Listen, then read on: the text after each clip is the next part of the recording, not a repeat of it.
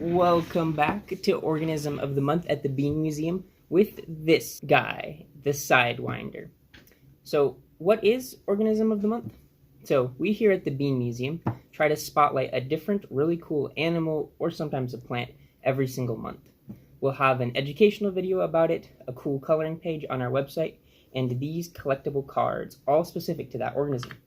So this month for January, we're talking about this guy, the Sidewinder, Crotalus cerastes, which is a species of rattlesnake named for its distinct form of movement. The Sidewinder is one of the smallest species of rattlesnake, usually maxing out at about 2.5 feet long. Okay, 24 to 30 inches. Technically, these guys don't have any feet.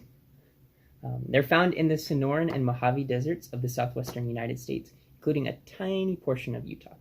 Their supraocular scales, the ones right above the eyes, are raised into tiny little horns, making them easy to identify from other rattlesnakes. And kind of cute, right? Just me? Okay.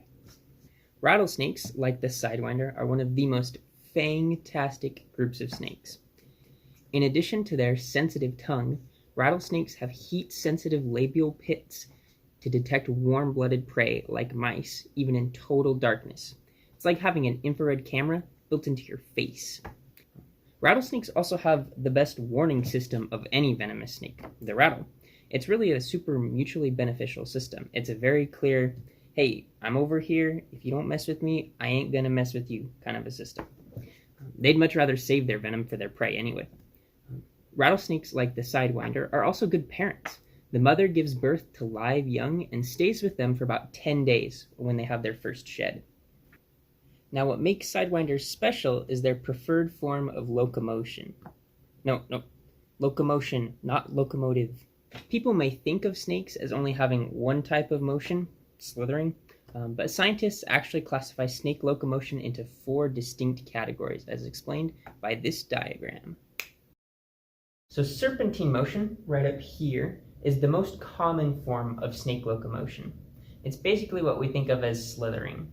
The snake's moving its body back and forth, pushing off sideways. Concertina movement is usually used for burrowing or climbing. The snake will compress its body together and then push the head forward and pull the rest of its body back, kind of like an accordion. The third form is rectilinear locomotion, also known as caterpillar motion. This is where the snake's body will stay in a straight line and it will just use its belly muscles to pull itself forward. The last type of locomotion is sidewinding, which is where the snake keeps 2 parts of its body in contact with the ground at all times and then moves its body forward sideways. It's a little hard to explain with words, so let me show you a video I took. Okay, so here's the Sidewinder. Right now, this is just serpentine motion. He's just slithering, and now, okay, here we go. You see him starting to slide. It's back and forth. You can see how he picks up the head and moves it forward sideways. Here it is a little faster. Sidewinders aren't the only snakes that can sidewind. Other snakes can do it, but they're one of the few snakes that is their preferred form of locomotion, since they're usually found in sandy habitats. And so sidewinding on the gravel here, it doesn't look very great, but it's especially good on sand. Sand is normally very taxing for snakes or humans or any other animal to move on top of, but sidewinding is much more efficient. As the saying goes, for snakes, sidewinding on soft, shifting sands is superior to slithering since they stay on the surface. If you say that 5 times fast, it just sounds like sss. Now, if you see a Sidewinder in the wild, just stay back, give it some space.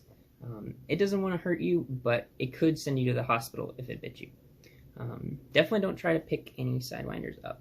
This guy is just a dead preserved specimen.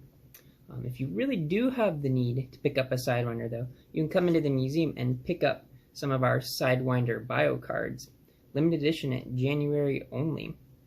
If you talk to an educator in a green shirt and just tell them a fact about the Sidewinder, they'll give you a card for free.